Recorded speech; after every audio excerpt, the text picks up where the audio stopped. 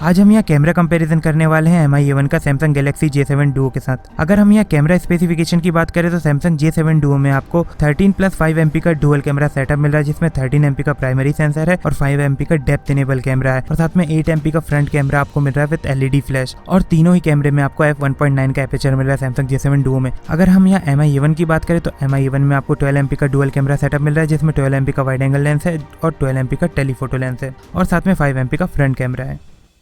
Macro mode की first image की अगर हम बात करें तो आप देख सकते हैं दोनों ने ऑब्जेक्ट की काफी अच्छी डिटेल कैप्चर करी। ये आइडियल सिचुएशन की इमेज थी। और साथ में अगर मैं यहाँ डिफरेंस की बात करूं तो MI A1 ने यहाँ ज्यादा क्रिस्प और क्लियर इमेज कैप्चर करी है और साथ में थोड़े सैचुरेटेड कलर शो कर रहा है। आप पीछे लीव्स का कलर देख सकते हैं या फिर ऑब्जेक्ट का कलर, दोनों ही थोड़े सैचुरेशन में है, जबकि Samsung J7 Duo यहाँ थोड़ा फेड होता नजर आया। इसे क्रॉस चेक करने के लिए, क्योंकि यहाँ बैकग्राउंड में ब्राइटनेस लेवल था, हमने डार्क बैकग्राउंड में आइडियल लाइटिंग कंडीशन में इमेज कैप्चर करी। यहाँ पे आप देख सकते हैं दोनों ही काफी अच्छी डिटेल कैप्चर करते हुए नजर आए और साथ में कलर रिप्रोडक्शन का भी ज्यादा डिफरेंस देखने को नहीं मिला।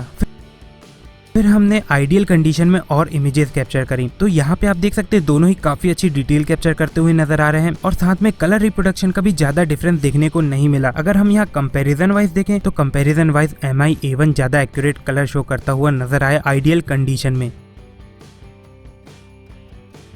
ऑब्जेक्ट का साइज छोटा है और बैकग्राउंड में डिटेल ज्यादा है। इस सिचुएशन में ज्यादातर मोबाइल ऑब्जेक्ट को फोकस नहीं कर पाते क्योंकि बैकग्राउंड में डिटेल ज्यादा होती है। हम टैप करके फोकस करना चाह रहे हैं, लेकिन यहाँ पे दोनों ही मोबाइल यानी MI A1 और Samsung J7 Duo फोकस नहीं कर पा रहे हैं। इसे ओवरकम करने के लिए आपके पास मैनुअल कंट्रोल या प्रोफेशनल मोड होता है, जिसमें आप मैनुअल फोकस का यूज करके आराम से इन ऑब्जेक्ट को फोकस कर सकते हैं। MI A1 में हमें मैनुअल फोकस कंट्रोल तो मिल रहा है, लेकिन Samsung J7 Duo में हमें प्रोफेशनल मोड में मैनुअल फोकस कंट्रोल का नहीं मिल रहा है, यानी आप यहाँ किसी भी तरह से इसे फोकस नहीं कर सकते। लेकिन हमारे पास एक छोटी सी ट्रिक है जिसके थ्रू आप कुछ इस सिचुएशन को हैंडल कर सकते हैं या फिर ऑब्जेक्ट को फोकस कर सकते हैं। इसके लिए बस आपको ऑब्जेक्ट के पीछे एक सॉलिड चीज लानी पड़ेगी जो ट्रांसपेरेंट नहीं हो या रिफ्लेक्टिव नहीं हो। आप देख सकते हैं हमने यहाँ पे MI A1 को ही ऑब्जेक्ट के पीछे लाया और फिर ऑब्जेक्ट को फोकस किया और MI A1 को हटा लिया और इमेज कैप्चर कर ली। अब यहाँ पे बिल्कुल क्लियर इमेज कैप्चर होने लगी, यानी कि अगर आपको कुछ इस सिचुएशन को ओवरकम करना है तो ये ट्रिक आप यूज कर सकते हैं अगर आपके पास मैनुअल फोकस का ऑप्शन नहीं है तो। और अगर आपको ये ट्रिक अच्छी लगी हो तो जरूर कमेंट सेक्शन में हमें बताइए। हम कुछ और भी ट्रिक्स आपको बताएंगे इमेजेस कैप्चर करने में जो आपकी बहुत हेल्प करेगी।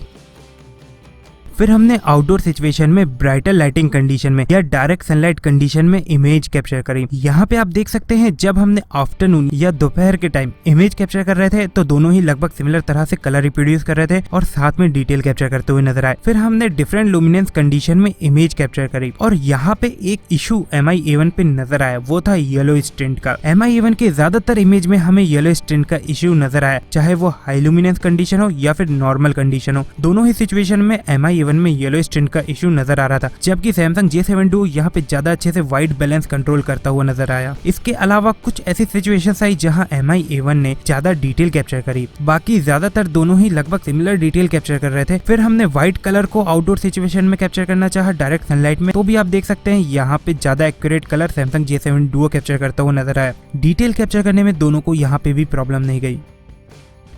फिर हमने शाम के टाइम इमेज कैप्चर करी, यानी कि आइडियल लाइटिंग कंडीशन में। यहाँ पे आप देख सकते हैं डिफरेंस साफ साफ नजर आ रहा है। पीछे का जो बैकग्राउंड है वो ग्रीन कलर का था, जो थोड़ा सैचुरेशन के साथ MI A1 रिप्रोड्यूस कर रहा है। और ऑब्जेक्ट के कलर की बात करूँ तो ऑब्जेक्ट का कलर लगभग दोनों सिमिलर कैप्चर कर रहे हैं, लेकिन कंपेरिजन वाइज MI A1 ज्यादा एक्यूरेट रिप्रोड्यूस कर रहा है। अगर हम यहाँ कलर रिप्रोडक्शन की बात करें तो यहाँ पे डिफरेंट कलर्स के स्टोन है, उनके बीच में डिफरेंस क्रिएट करना है ब्राइटर लाइटिंग कंडीशन में। यहाँ पे आप देख सकते हैं दोनों ही बहुत अच्छी तरह से डिफरेंस क्रिएट कर रहे हैं, यानी डार्क येलो, लाइट येलो और साथ में रेड, पिंक, ऑरेंज के बीच में डिफरेंस यहाँ बहुत अच्छे से क्रिएट करते हुए नजर आए दोनों ही मोबाइल। यहाँ जो एक इशू नजर आया वो था Samsung J7 Duo में। आप Samsung J7 Duo में ग्रीन कलर के स्टोन को देख सकते हैं जो फेड हो चुका है, जबकि ज्यादा एक्यूरेट MI A1 उसे रिप्रोड्यूस कर रहा है। ग्रीन कलर के रिप्रोडक्शन का इशू हमें J7 Duo में काफी बार देखने को मिला। कुछ सिचुएशन में उसे फेड कर देता है, कुछ सिचुएशन में उसे डार्क टोन में कैप्चर करता है।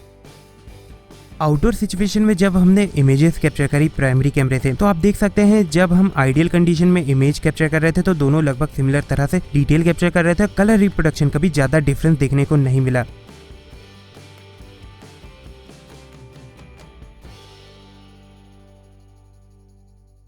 यानी यहाँ बहुत अच्छी इमेजेस कैप्चर करते हुए नजर आए प्राइमरी कैमरे से। फिर हमने डायरेक्ट सनलाइट कंडीशन में इमेज कैप्चर करी। यहाँ पे आप देख सकते हैं MI-A1 थोड़े से वार्म टोन में इमेज कैप्चर करने लगा, जबकि सैमसंग J7 Duo यहाँ ज्यादा अच्छे से व्हाइट बैलेंस को कंट्रोल करता हुआ नजर आया। हालांकि थोड़े से व्हाइट टोन में इमेज कैप्चर कर रहा था, लेकिन अगर कंपैरिजन वाइज देखें तो आप देख सकते हैं ज्यादा अच्छे से व्हाइट बैलेंस कंट्रोल करता हुआ नजर आया डायरेक्ट सनलाइट कंडीशन में सैमसंग J7 Duo, जबकि MI-A1 यहाँ पे थोड़े से वार्म टोन में था। और अगर हम यहाँ डिटेल कैप्चर करने की बात करें तो डिटेल लगभग दोनों सिमिलर ही कैप्चर कर रहे थे हर एक सिचुएशन में।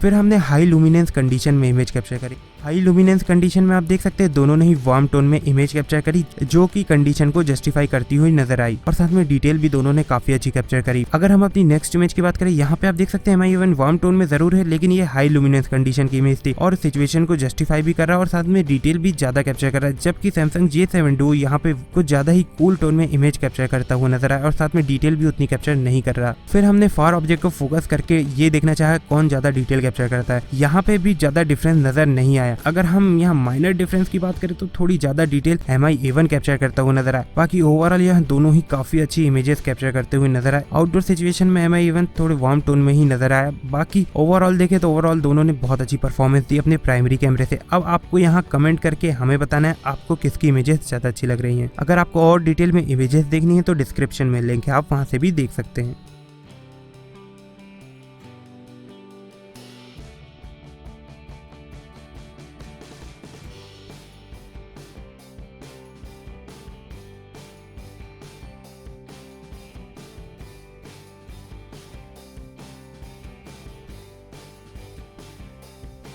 अगर हम यहाँ डुअल कैमरा सेटअप के एल्गोरिदम की बात करें तो MI-A1 में जैसे ही हम पोर्ट्रेट मोड स्विच करते हैं ये अप्रॉक्स 2x जूम के साथ इमेजेस कैप्चर करने लगता है, जबकि सैमसंग J7 Duo में जैसे ही हम पोर्ट्रेट मोड या लाइव बुक के स्विच करते हैं ये अपनी नॉर्मल पोजीशन से इमेज कैप्चर करता है। इसके अलावा सैमसंग J7 Duo में आपको एपर्चर वेरी करने का भी ऑप्शन मिल रहा है, यानी आप ये डिसाइड कर सकते हैं आपको बैकग्राउंड कितना ब्लर रखना है। MI-A1 में आपको ये ऑप्शन नहीं मिलेगा।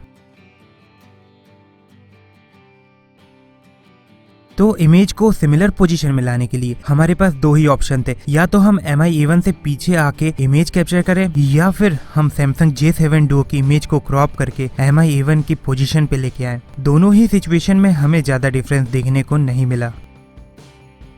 पोर्ट्रेट मोड की फर्स्ट इमेज की अगर हम बात करें तो यहाँ पे आप देख सकते हैं ये आइडियल कंडीशन की इमेज थी। यहाँ पे सन की रेस डायरेक्ट ऑब्जेक्ट पे नहीं पड़ रही थी।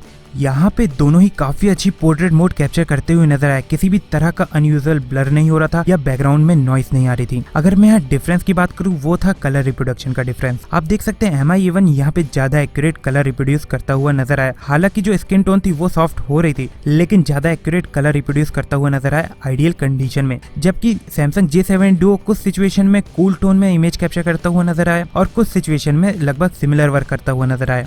और साथ में अगर मैं यहाँ शार्पनेस की बात करूँ तो आप कंपैरिजन वाइज देख सकते हैं MI-A1 से ज्यादा शार्प इमेज कैप्चर करता हुआ नजर आया सैमसंग J7 Duo।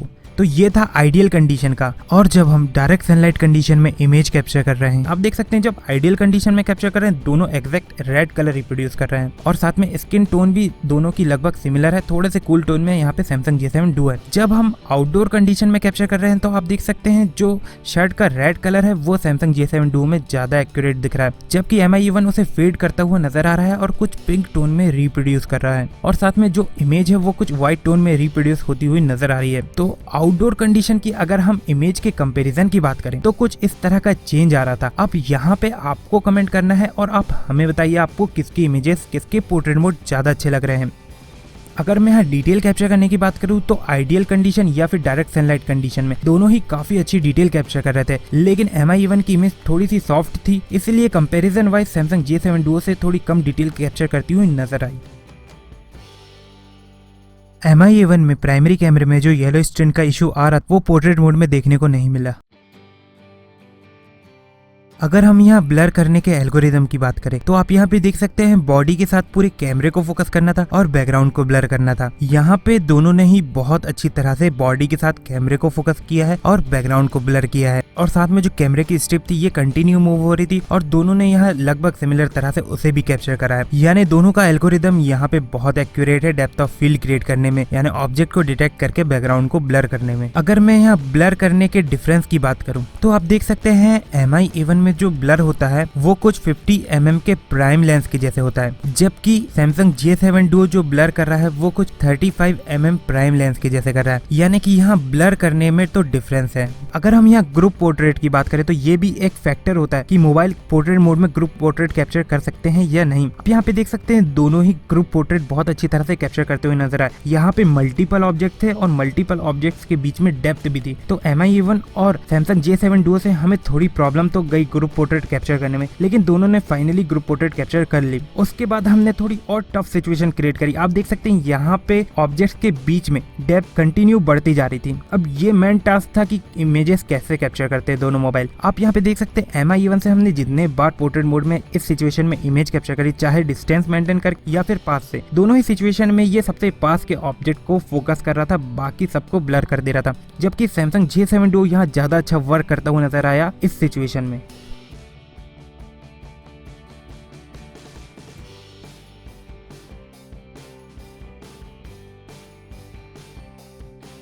फिर हमने हाई लुमिनेंस कंडीशन में इमेज कैप्चर करी। यहाँ पे आप देख सकते हैं दोनों थोड़े वार्म टोन में इमेज कैप्चर करते हुए नजर आए, लेकिन कुछ सिचुएशन में Samsung J7 Duo high luminous condition में भी कूल टोन में इमेज कैप्चर करता हुआ नजर आया। तो अब आपको यहाँ कमेंट करना है और हमें बताइए आपको किसकी इमेजेस ज्यादा अच्छी लग रही हैं।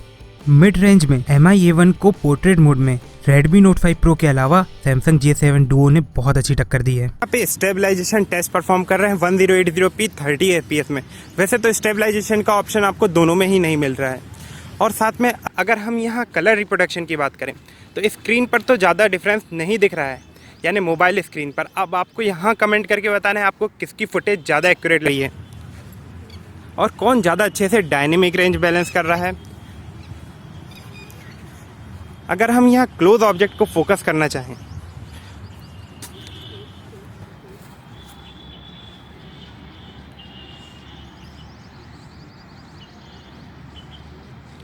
तो स्क्रीन पर आप देख सकते हैं दोनों ही फास्ट रिस्पॉन्स करते हुए नज़र आ रहे हैं। यहाँ पे हम वॉइस भी रिकॉर्ड कर रहे हैं। आपको कमेंट करके ये बताना है आपको किसकी वॉइस ज़्यादा अच्छी लग रही है।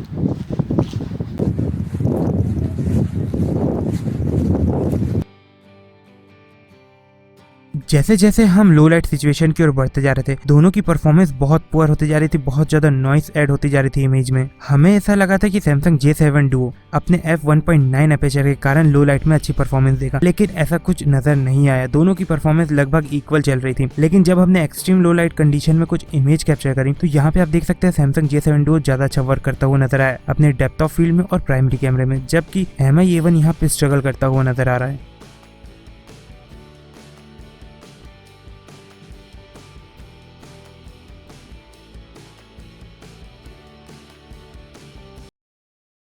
वीडियो कैप्चर कर रहे हैं। ये शाम का टाइम है, लाइटिंग कंडीशन अच्छी है। आप देख सकते हैं यहाँ मोबाइल पे मुझे ज़्यादा डिफरेंस दिखाई नहीं दे रहा है। MI A1 पे मुझे थोड़ा सा येलो स्ट्रेन ज़रूर दिखाई दे रहा है। अब आपको कमेंट करके ये बताना है कि किसकी फुटेज यहाँ ज़्यादा अच्छी है और किसकी वॉइस रिकॉर्डिंग ज़्यादा अच्छी है। अगर हम यहाँ डायनेमिक रेंज बैलेंस टेस्ट की बात करें, यानी आप देख सकते हैं मैं कंटिन्यू सिचुएशन चेंज कर रहा हूँ और दोनों ही यहाँ पे फास्ट रिस्पॉन्स दे रहे हैं।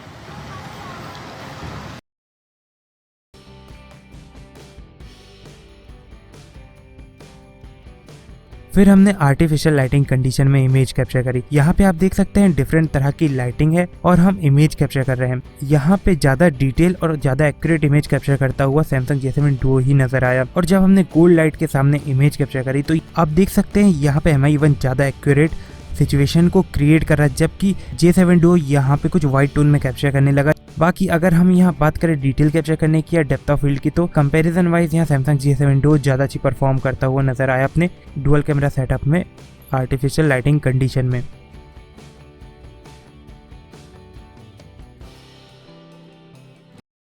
अब हम यहाँ पे आर्टिफिशियल लाइटिंग कंडीशन में वीडियो फुटेज कैप्चर कर रहे हैं दोनों ही मोबाइल से। अगर मैं स्क्रीन की बात करूँ तो स्क्रीन पर ज़्यादा नेचुरल कलर या फिर ज़्यादा एक्यूरेट कलर हमें MI A1 पर दिख रहा है। बाकी यहाँ आपको कमेंट करना है और हमें बताना है आपको किसकी फुटेज ज़्यादा अच्छी लग रही है। अगर हम यहाँ वीडियो रिकॉर्डिंग की बात करें तो MI A1 में आपको 4K वीडियो रिकॉर्डिंग का ऑप्शन मिलता है, लेकिन सैमसंग J7 Duo में आपको 4K वीडियो रिकॉर्डिंग का ऑप्शन नहीं मिल रहा। और साथ में सैमसंग J7 Duo में आपको स्लो मोशन वीडियो रिकॉर्डिंग का भी ऑप्शन नहीं मिल रहा है, जबकि आप MI A1 से 720p 120 fps में वीडियो कैप्चर कर सकते हैं। अगर हम यहाँ फ्रंट कैमरे की बात करें तो MI A1 में वैसे ही आपको 5 MP का फ्रंट कैमरा मिल रहा है और डुओ में आपको 8 MP का फ्रंट कैमरा मिल रहा है। स्पेसिफिकेशन वाइज भी MI A1 पीछे और फ्रंट कैमरे की परफॉर्मेंस भी उतनी अच्छी नहीं है MI A1 की, थोड़ी फेड इमेज कैप्चर करता है और साथ में आप देख सकते हैं सैमसंग J7 Duo यहाँ पे थोड़ा वाइड एरिया भी कवर कर रहा है, क्रिस्प क्लियर और एक्यूरेट कलर रिप्रोड्यूस करता हुआ नजर आया। और साथ में सैमसंग J7 Duo में आपको पोस्ट प्रोसेसिंग मेथड के through depth of field create करने का भी ऑप्शन मिलता है। तो फ्रंट कैमरे में J7 Duo बहुत आगे है MI A1 से।